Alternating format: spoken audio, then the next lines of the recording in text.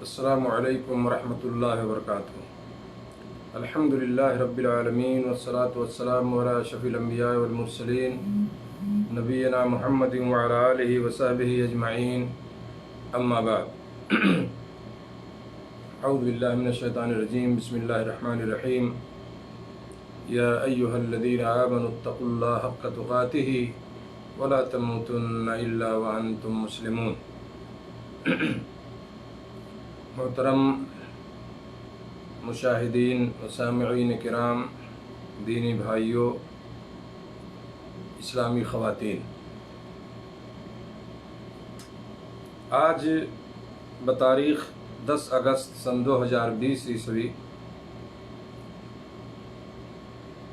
میں فیس بک لائیو کے ذریعے آپ لوگوں کی خدمت میں حاضر ہوا ہوں، اور انشاءاللہ آج کا جو درس ہوگا بہت ہی اہم ہے، بہت مختصر ہے لیکن بہت ہی اہم ہے۔ اور میں آج ایسے 3 لوگوں کا ذکر کروں گا جو بہت بد نصیب لوگ ہوں گے۔ وہ کون لوگ ہیں؟ آئیے میں ایک حدیث سناتا ہوں جو امام مسلم رحمۃ اللہ علیہ نے اپنی صحیح مسلم میں کو روایت کیا ہے۔ عن ابی ہریرہ رضی اللہ تعالی عنہ قال قال رسول اللہ صلی اللہ علیہ وسلم ثلاثة لا يكلمهم الله يوم القيامة ولا يزكيهم ولا ينظر إليهم ولهم عذاب أليم شيخ زان وملك كذاب وعائل مستكبر۔ صحیح مسلم کی حدیث ہے، حدیث نمبر 107 ہے۔ حدیث کا مفہوم اور اس کا ترجمہ یہ ہے، حضرت ابو ہریرہ رضی اللہ تعالیٰ عنہ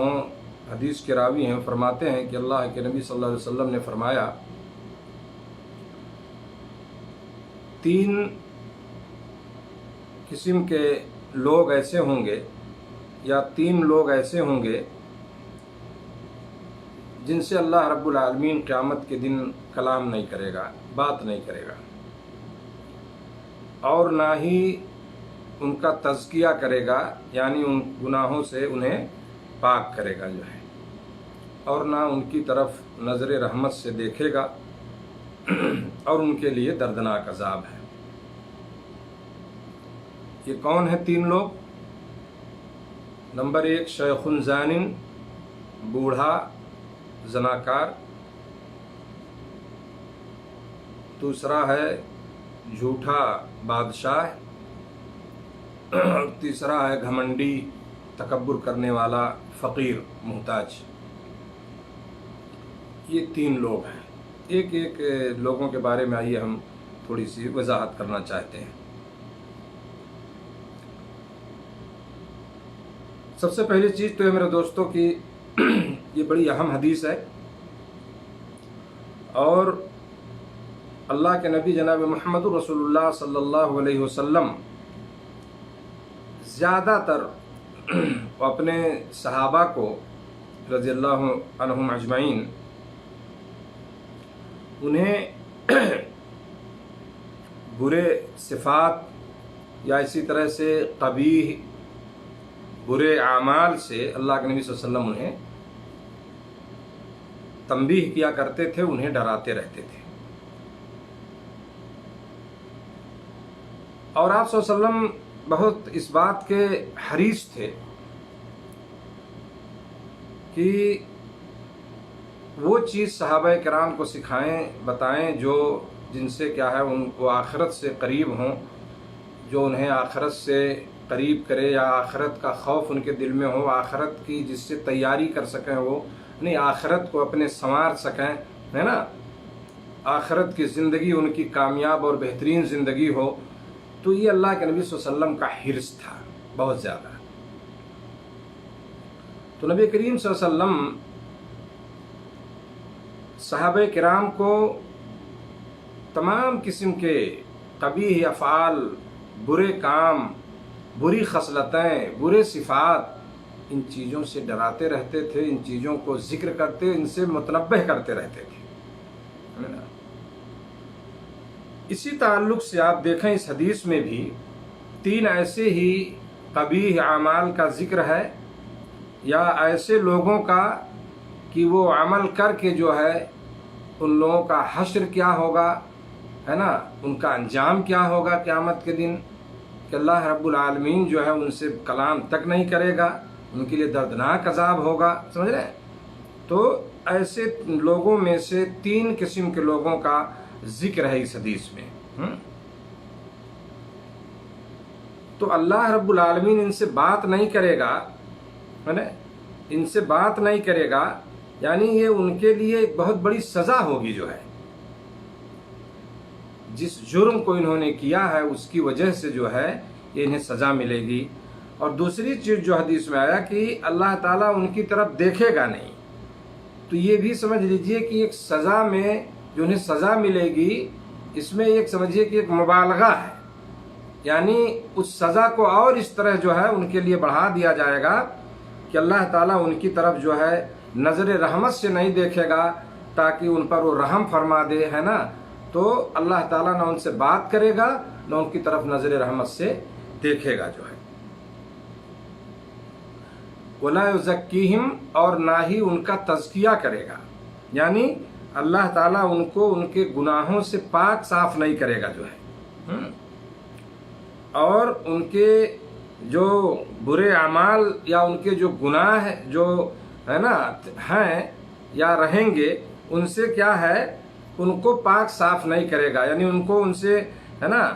دھلے گا نہیں کہ وہ گناہ سے پاک صاف ہو جائیں، ہے نا، اور نہ ہی ان کی بخشش کرے گا، جو ہے یعنی ان کی مغفرت بھی نہیں کرے گا، ان کو بخشے گا بھی نہیں، جیسا کہ علماء نے اس کی شرح میں ذکر کیا ہے۔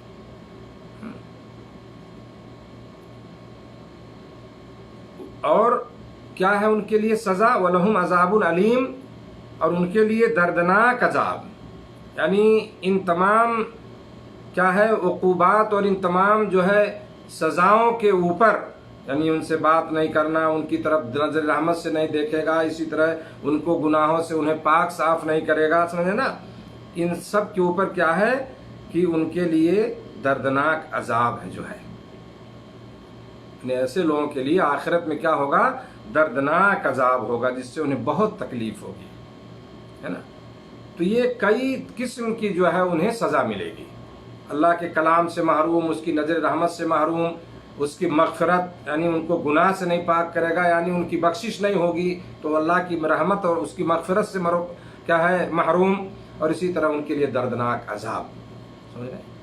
یہ کون 3 لوگ ہیں؟ نمبر 1 جو اس میں ذکر کیا نبی صلی اللہ علیہ وسلم نے،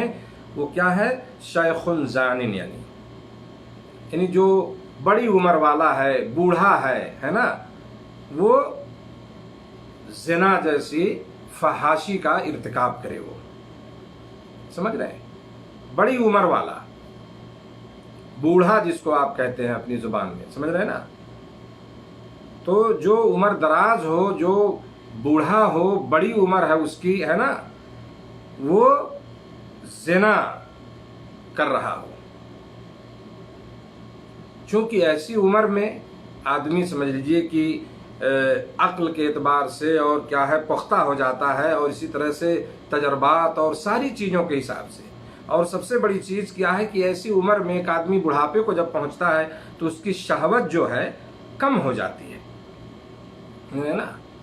شہوت اس کی جو جنسی جو خواہش ہوتی ہے نا، وہ چیز اس کے اندر کم ہو جاتی ہے، اس کے باوجود جو ہے وہ زنا جیسا عمل کر رہا ہے، اس کیا ہے زنا جیسی جو ہے فحش چیز کا مرتکب ہو رہا ہے وہ، سمجھ رہے؟ تو اس کا مطلب کہ یہ بڑا جرم ہے، سمجھ رہے نا، یہ چھوٹا جرم نہیں ہے، چونکہ وہ ایسی عمر کو پہنچ گیا ہے کہ اب اس کے خواہشات کم ہیں، جنسی شہوت اس کی کم ہو چکی ہے، بدن میں انسان ضعیف کمزوری بھی محسوس کرتا ہے، سمجھ گئے، اور سوجھ بوجھ کے اعتبار سے بھی جو ہے کیا ہے وہ اس کی سوجھ بوجھ اور اس کی عقل بھی جو ہے نا اس طرح سے جو ہے ایک پختہ ہو جاتی ہے کہ وہ ان سب چیزوں کے قریب نہ جائے، لیکن اس کے باوجود وہ بوڑھا آدمی جو ہے وہ کیا ہے، وہ زناکاری کرتا ہے، تو پہلا یہ آدمی ہے جس کو وہ سزائیں ملیں گی جو میں نے ذکر کیا۔ اور میرے دوستو، افسوس کی بات یہ ہے کہ یہ چیز آج معاشرے میں عام ہو رہی ہے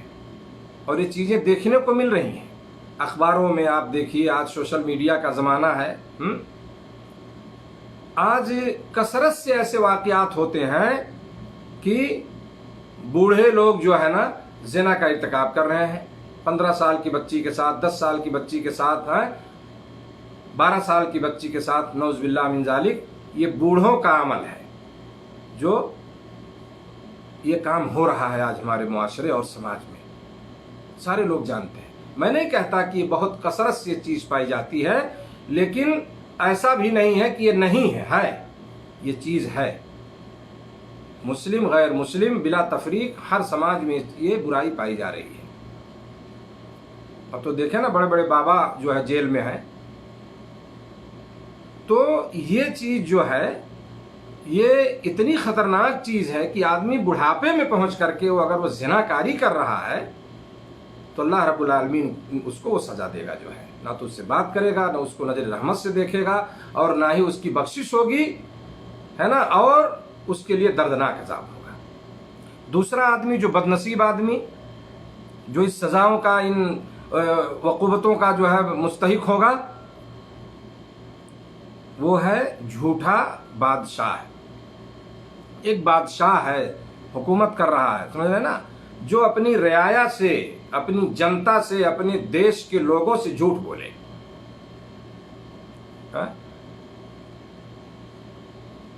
جنتا نے، اس کی عوام نے، اس کے ملک کے لوگوں نے اس کا سپورٹ کیا، اسے بادشاہت ملی، ہے نا، اس کو اپنا حاکم، حکمراں، بادشاہ مان رہے ہیں، وہ اس کے پاس طاقت ہے، قوت ہے، ساری چیزیں، سارا قانون اس کے پاس موجود ہے، تو اسے جھوٹ بولنے کی کیا ضرورت ہے؟ سمجھ رہے ہیں نا، جھوٹ کیوں بولے وہ؟ تو اگر وہ جھوٹ بولتا ہے، ایک بادشاہ جو حکومت کر رہا ہے، اپنی رعایا سے اپنی جنتا اور پبلک کو بیوقوف بنا رہا ہے، سمجھ رہے ہیں، جیسا کہ ہو رہا ہے آج کل، آپ دیکھیں بہت سارے ملکوں میں جھوٹ پہ جھوٹ بولا جاتا ہے، سمجھ رہے ہیں۔ تو اگر ایسا کوئی حکمراں بادشاہ ہے، اگر وہ اپنی رعایا سے، اپنی دیش کے لوگوں سے، اپنی جنتا سے، پرجا سے اگر وہ جھوٹ بولتا ہے تو اللہ تعالیٰ جو ہے اس کو بھی وہی سزا دے گا، جو ہے۔ یہ مسلم حکمرانوں کی بات ہو رہی ہے، آپ غیر مسلموں کو چھوڑ دیجیے۔ تو اللہ تعالیٰ جو ہے اس کو بھی وہ سزا دے گا، نہ تو اس سے بات کرے گا، نہ تو اس کو نظر رحمت سے دیکھے گا، نہ اس کی بخشش ہوگی، اور اس کے دردناک عذاب ہوگا اس کے لیے، جو ہے چونکہ وہ حکومت کر رہا ہے، اسے جھوٹ بولنے کی ضرورت کیا ہے؟ جو صحیح چیز ہے اس کو پبلک کے سامنے لائے،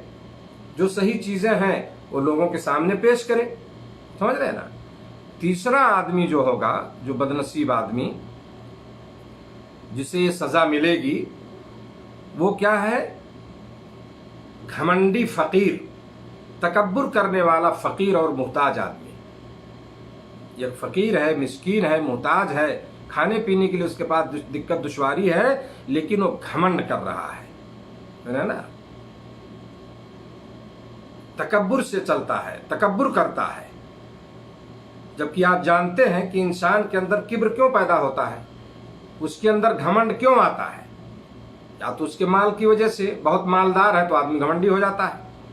سمجھ رہے ہیں نا۔ سب کی بات نہیں کرتے، لیکن یہ چیز ہو رہی ہے۔ اگر اس کے اندر گھمنڈ آنا ہے تو اگر وہ مالدار ہے تو گھمنڈ کرے گا، تکبر کرے گا، جیسا کہ آج کل بہت سارے لوگ کرتے ہیں۔ تھوڑا سا اللہ نے نواز دیا، کچھ دے دیا، عطا کر دیا، تو اپنے سامنے والے لوگوں کو حقیر سمجھنے لگتے ہیں اور وہ محسوس کرتے ہیں ہم ہی سب کچھ ہیں، سمجھ رہے نا۔ 10 لاکھ بینک میں رکھ لیا، 2-4 لاکھ رکھ لیا، کما لیا، تو سمجھتا ہے میں ہی سب کچھ ہوں۔ تو بہرحال یہ مالداری بھی ایک کبر تک پہنچاتی ہے، سمجھ رہے ہیں نا۔